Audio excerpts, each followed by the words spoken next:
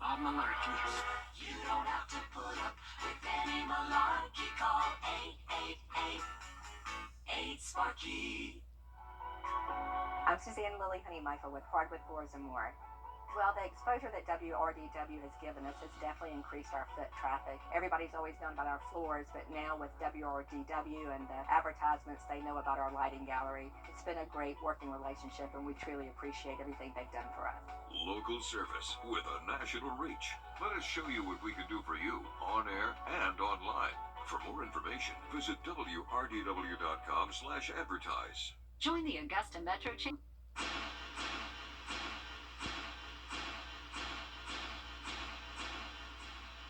Before they're gone, Milton Rubin Superstore. Wrdw.com. Click, click.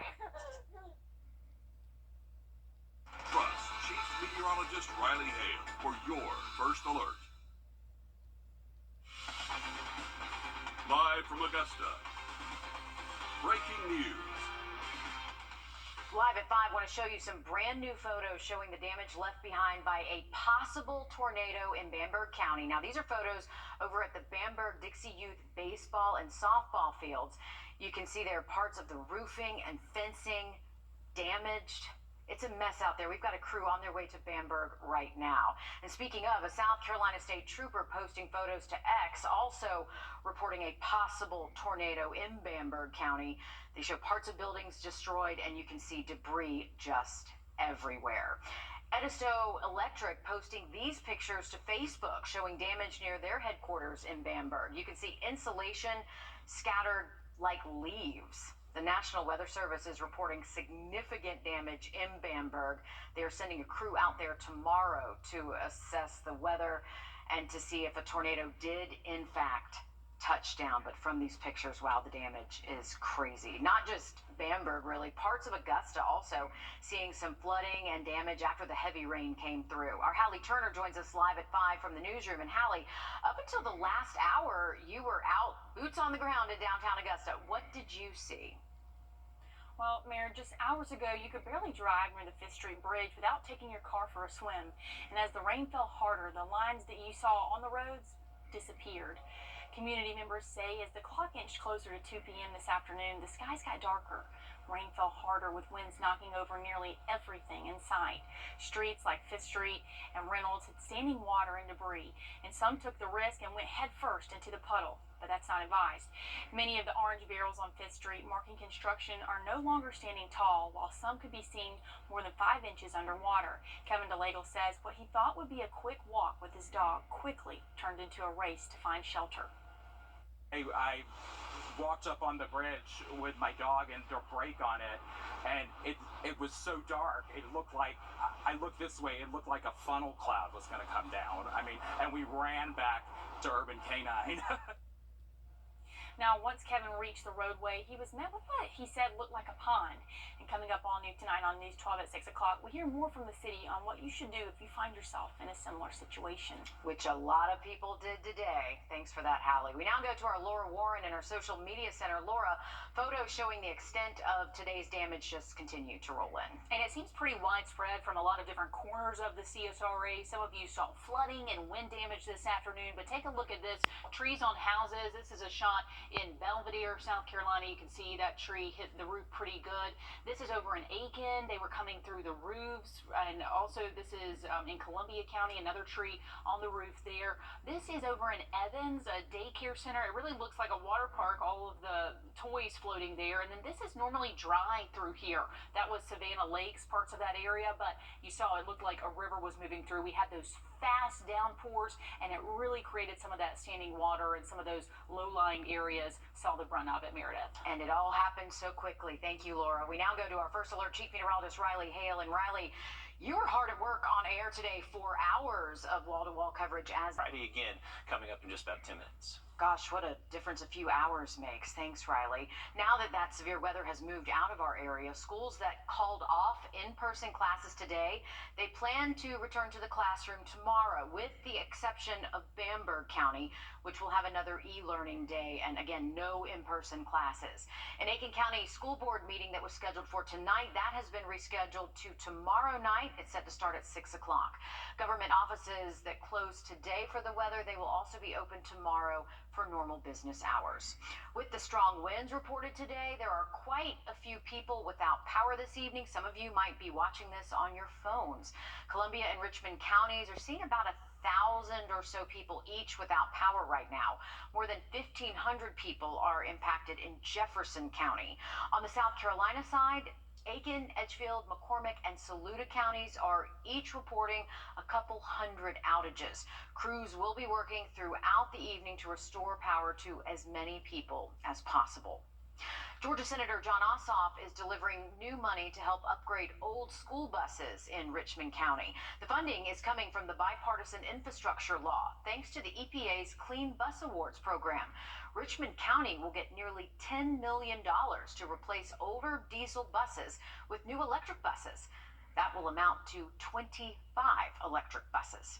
DeKalb County is another one of the school districts getting funding to make this swap. Yesterday, school officials, students, and Senator Raphael Warnock got to ride a new electric school bus. They took it for a test run. It doesn't even have a tailpipe, and it's much more quiet. Nationwide, these grants for electric buses will serve an estimated 7 million students across 37 states. Life-saving help to prevent sex trafficking in Georgia. It is a problem that particularly plagues our state. Reporter Abby Casoras found out how the state's newest development is bringing victims hope. This is Grace's Place, a sexual exploitation recovery center offering refuge for victims from 13 years old until their 18th birthday. It is an honor for me to introduce, as I always introduce my wife, the greatest First Lady in the country, Marty Kemp. Georgia's First Lady Marty Kemp says kids in our state are being robbed of a childhood. Our goal is Georgia's most precious resource. Our children are not sold into modern-day slavery. The average sex trafficking victim is a 6th to 8th grade girl. Criminals are finding victims in high-risk areas like nightclubs or hotels or through social media. You might notice them avoiding eye contact, wearing revealing clothing, or abusing drugs and alcohol. They deserve so much more. Human trafficking is a problem impacting all 159 counties in Georgia. The National Human Trafficking Resource Center reports calls for help are growing. The human trafficking courts estimate 100 girls are taken advantage of every night, up to 375 girls a month. I hope this facility will be a role model for the country.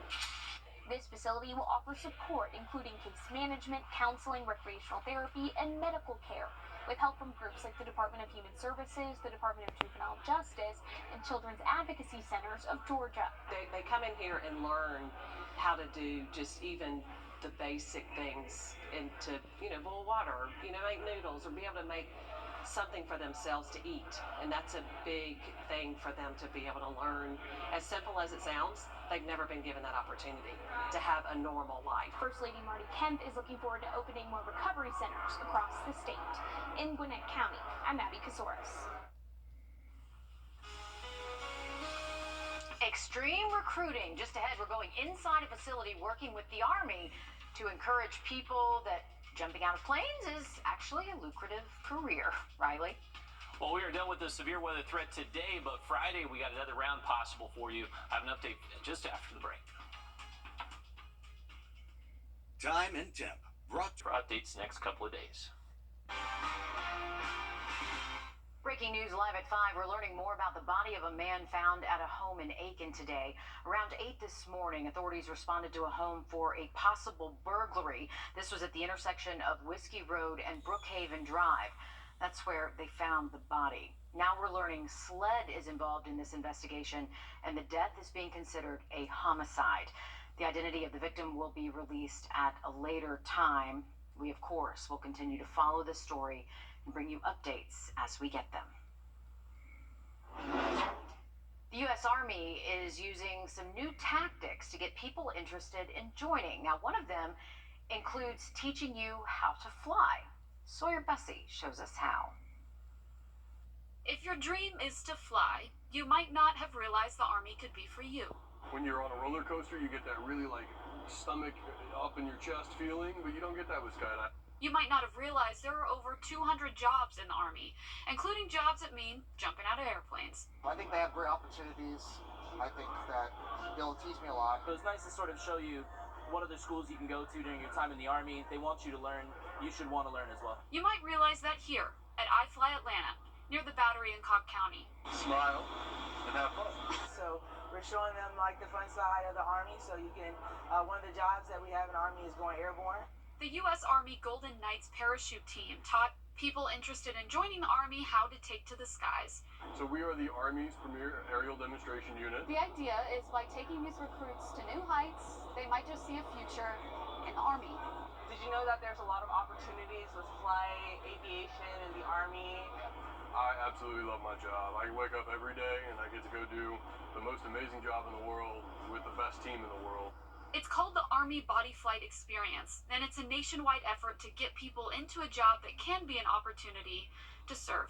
It's always how they say pay it forward, so you never know what that next person might be able to, how you influence that person. So sometimes it's not always about yourself, it's what you can help other people do, and an impact in the community. I always want to see somebody else do better.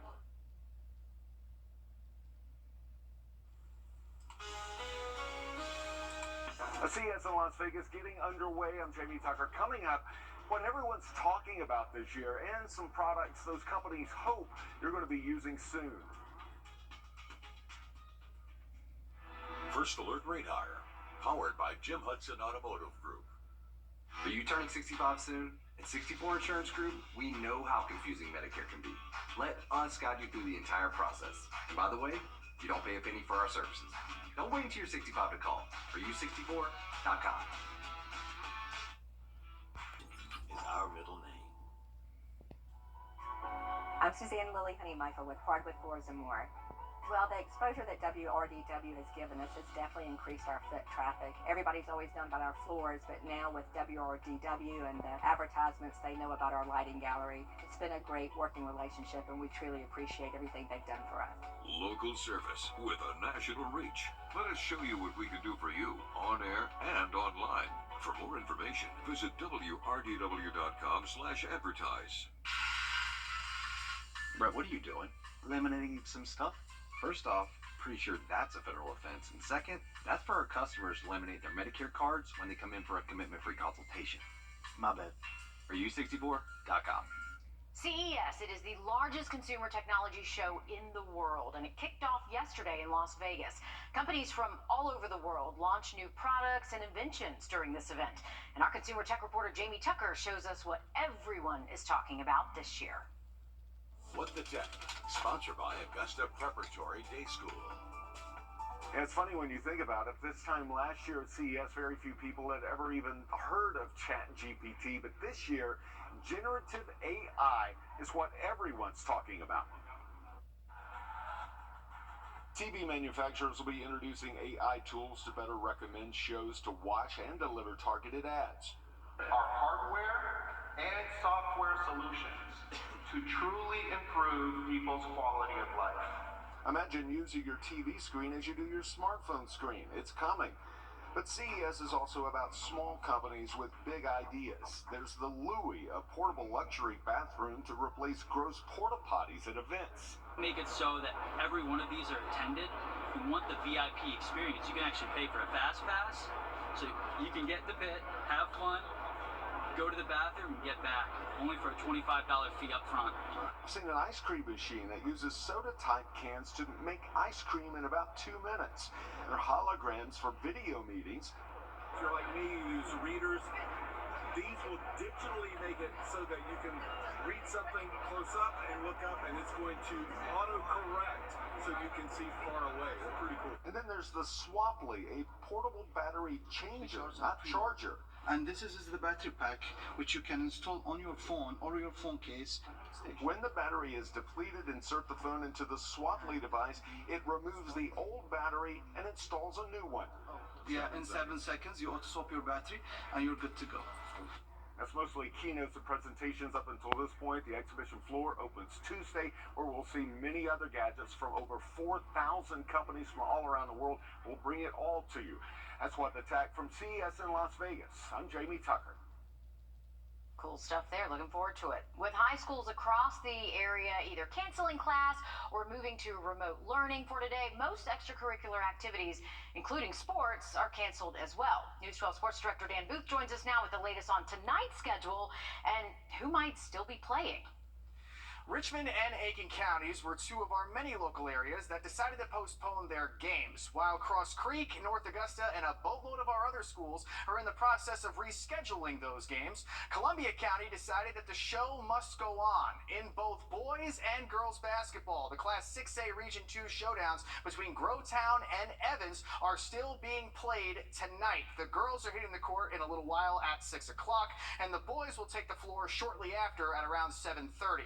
On the flip side, Harlem's boys and girls basketball games that were scheduled for tonight against Hepzibah are being postponed. The dates and times for those makeups have not been solidified yet. Greenbrier's girls basketball game against Statesboro is being postponed as well. That game has officially been moved to Tuesday, February 6th. In the NFL, the Carolina Panthers are...